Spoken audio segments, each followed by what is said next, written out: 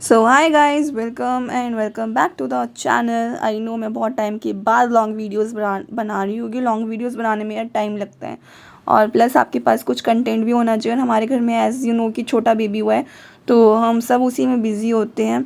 और तो यहाँ पे मम्मी काजल लगा रही हैं, हालांकि डॉक्टर मना करते हैं, बट जो पुराने लोग हैं वो काजल लगाते हैं। हमारे भी लगा और आपके भी लगा ही होगा। तो यहाँ पे खुद बनाया हुआ जो ताजी ताजी काजल होता है वो लगा रही है, और ये बहुत रोता है। पर यार ये बहुत शांत भी है, क्योंकि ना ये सिर्फ तभी होता है जब या तो ये सुसु कर लेता है और इसके नीचे गीला हो जाता है, या फिर इसको जब भूख लग रही होती है, सिर्फ तभी रोता है। और ये है हमारी दीदी, तो इसका नामकरण हुआ था, तो उसके बाद की जो भी चीज़ें होती हैं या हवन वगैरह हुआ था वो हम ऊपर रखने के लिए गए थे। और ये दीदी बहुत काम करती हैं, तो सडनली मेरा मन ना थोड़ा अजीब सा होने लग जाता है, इसलिए मैं छत पे आ जाती हूँ घूमने के लिए, क्योंकि छत भी हमारी है तो हम क्यों ना घूमने के लिए जाएं। और लास्ट वीडियो में मैंने आपको जीडी क्वीन का स्कूल के बारे में बताया था, तो कुछ लोगों का सवाल था कि उसके बारे में थोड़ा सा और बताऊं, तो मैं और बता देती हूँ आपको। उसमें ये होता है कि आप किसी भी टीचर के फेस पे खुशी नहीं देखोगे, सब ऐसे परेशान परेशान घूमेंगे कि अब ये करना है, अब वो करना है, अब ये वाली चीज़ें करनी है। और जब रिज़ल्ट का टाइम आता है पेपर के बाद, चलो पहले मैं आपको पेपर का ही बता देती हूँ।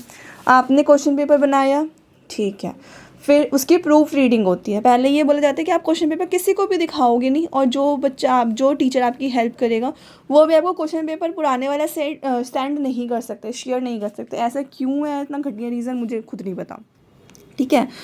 तो आप फिर वो प्रूफ रीडिंग करेगा, फिर वो गलती निकालेगा, फिर आप उसको करेक्ट करोगे, फिर वो दोबारा से प्रूफ रीडिंग करेगा, फिर उसमें कुछ कमियाँ निकली जो उससे छूट गई थी, फिर आप वो ठीक करोगे, ठीक है। ये सिलसिला चलता रहेगा हफ्ता डेढ़ हफ्ते तक।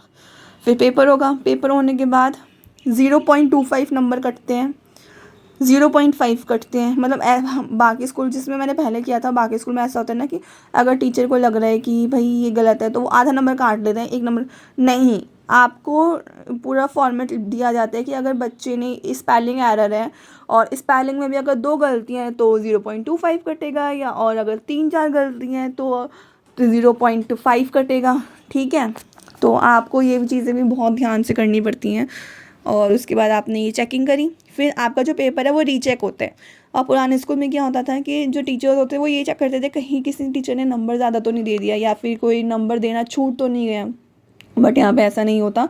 यहाँ पे जैसे आपने चेकिंग करी है ना, रीचेकिंग भी सेम वैसी ही होती है, समझ रहे हो। तो दिमाग इतना भन्ना जाता है ना, इतना ख़राब हो चुका होता है दिमाग। और फिर ऐसा भी नहीं है कि आप ठीक करवा लो, वो जो टीचर्स होते हैं ना वो प्रॉपरली नोट करते हैं कि इस क्वेश्चन पेपर पे इस नौ क्वेश्चन में ये गलती है, और वो पूरा बंडल चेक करके फिर वो किसी को, मतलब जो कोऑर्डिनेटर होता है उसको देते हैं। फिर वो देखते हैं कि आपकी चेकिंग में कितनी गलतियाँ निकली हैं, रीचेक करने कितनी गलतियाँ निकाली हैं। और इसमें ना फिर आपको मेमो भी मिल जाता है, ठीक है। अगर आपकी ज़्यादा गलतियाँ निकली होती हैं ना रीचेकिंग में, तो आपको मेमो भी मिल जाता है।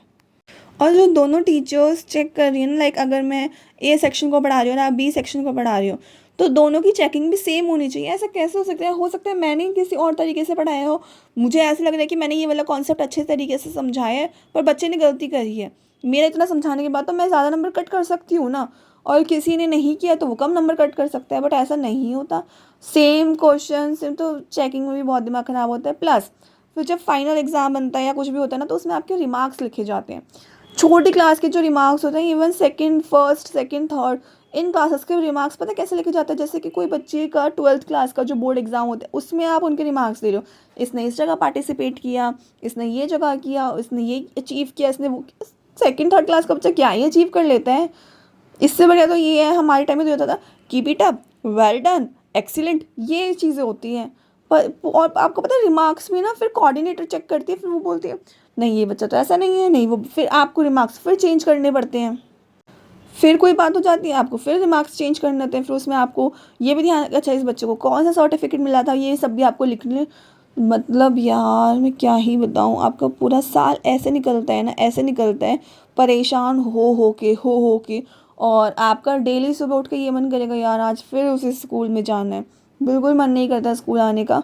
और आपको जो सैलरी है वो भी आपको शुरू में तो वो आपको मोटिवेट करेगा, आपको लगेगा कि हाँ बाकी स्कूल से तो अच्छा पे कर रहे हैं। बट जब आपके ऊपर वो वर्कलोड आता है ना, तो आपको लगता है कि यार बाकी स्कूल ही ठीक है, इसके अकॉर्डिंग सैलरी कम मिल रही है बट बर्डन भी तो कम है ना, एटलीस्ट आपकी मेंटल हेल्थ तो ठीक है। और आपको छुट्टी नहीं मिलती है, बिल्कुल भी नहीं मिलती है। और अप्रूव्ड, मतलब आपको पहले पे कोऑर्डिनेटर से बात करनी होती है व्हाट्सएप पे, हेलो मैम मेरे को ये काम है, क्या मैं छुट्टी ले सकती हूँ? अगर उन्होंने अप्रूव किया फिर आप, वो बोलते ठीक है, फिर आपको एचआर को और उसी सेम कोऑर्डिनेटर को मेल करना होता है। फिर अप्रूव होती है नहीं होती है ये पता नहीं कब पता चलता है, ठीक है। तो ऐसी और भी बहुत सारी चीज़ें हैं जो शायद मेरे दिमाग से निकल चुकी होंगी, पर मैं आपको बताना चाहूँगी। तो इन शॉर्ट अगर मैं आपको बताऊँ तो जीडी को इनका टीचर्स के लिए बिल्कुल भी अच्छा नहीं है। और इवन वहाँ के जो बच्चे हैं ना, उनको इतनी स्पून फीडिंग करवाई जाती है। आप बाकी स्कूल के बच्चों से और उस स्कूल के बच्चों से कंपेयर करोगे ना, वहाँ के बच्चे आपको थोड़े डम्ब लगेंगे कंपैरेटिवली। क्योंकि बाकी जो बच्चे होते हैं ना स्कूल के, उनको ना सेल्फ डिपेंडेंट बनाया जाता है कि हर चीज़ वही कर रहे होते हैं। बट यहाँ पे क्या होता है, हर चीज़ टीचर कर रही होती है। अगर टीचर को कोई एक्टिविटी भी करवानी है ना, और आपको वो एक्टिविटी किसी सर्कल पे करवानी है, तो आपको पता है टीचर को अपने घर से वो सर्कल्स कट करके लाने पड़ते हैं। बच्चे कटिंग नहीं करेंगे। आप बच्चे क्या करेंगे, आप उनको मटेरियल दे दोगे, वो सिर्फ चिपकाने विपकाने का काम करेंगे, बाकी वो कुछ एक्स्ट्रा काम नहीं करेंगे। और बच्चों को पकड़ पकड़ के काम करवाना पड़ता है। क्यों? क्योंकि काम करवाना टीचर की रिस्पॉन्सिबिलिटी, पेरेंट्स की नहीं है। पेरेंट्स पहले तो बुक खोल के नहीं देखते, नोटबुक खोल के नहीं देखते, और जिस दिन उन्होंने खोल के देखी और एक गलती निकल गई, तुरंत मेल आ जाएगा आपके पास। और ये भी है, अगर जो काम आपने आज करवाए हैं, कोशिश करो कि वो आज ही चेक हो जाए। अगर आज चेक नहीं हो तो कल या परसों, बस आपको 2 दिन का टाइम मिलता है टीचर्स को कि आप 2 दिन का काम चेक करो, मतलब 2 दिन में काम चेक करो। और अगर आपने वो नहीं किया तो तुरंत मेल आ जाएगा किसी ना किसी पेरेंट का। और सेम ऐसे ही क्वेश्चन पेपर में होता है। लाइक ये नहीं होता है कि आपको एक फिक्स डेट दी जाती है तो आप कभी भी क्वेश्चन पेपर आंसर शीट्स हैं वो आप वो सेंड कर सकते हो। नहीं, अगर आपको आज आंसर शीट्स मिले चेक होने के लिए, चाहे वो 6 बंडल हो चाहे 8 बंडल हो, तो आपको 2 दिन के अंदर वो बंडल्स भी सबमिट करने होते हैं, ताकि बाकी टीचर्स को रीचेक कर सके। समझ रहे हो? तो मैंने खुद देखा है कि टीचर्स 2-2 3-3 बजे तक सुबह उठ के काम कर रही होती हैं स्कूल का। फिर वो 2 घंटे की नींद पूरी करते हैं, फिर वो सुबह स्कूल आ जाती हैं। और जिस दिन जब रिज़ल्ट बनने की बारी होती है, तब तो बहुत ही ज़्यादा होता है बर्डन। और वहाँ पे ना मैंने एक चीज़ नोटिस करी, हर टीचर ना सिर्फ काम की बात कर रहा होता है। मतलब ऐसा होता है ना, टीचर्स थोड़ा चिल कर लेते हैं, अपनी बातें कर लेते हैं, कोई टीचर अपनी बात नहीं कर रहा होता है। वहाँ पे सब काम की बात कर रहे होते हैं और सब परेशान होते हैं, सब मतलब एक तरीके से रो ही रहे होते हैं। बट वही है, जीडी को इनका है, ब्रांड के चक्कर में सब घिस रहे होते हैं। मेंटल हेल्थ वहाँ पे किसी की भी अच्छी नहीं होती है। और आपको ऐसे ऐसे काम करने पड़ते हैं जो टीचर्स के काम होते भी नहीं हैं। आपको लगता है यार ये काम मैं क्यों कर रही हूँ, ये तो किसी और का काम है, एडमिन डिपार्टमेंट का काम है, वो क्यों नहीं कर रहा? क्योंकि वहाँ पे एडमिन डिपार्टमेंट है ही नहीं, तो सब हमें ही करना पड़ता है टीचर्स को।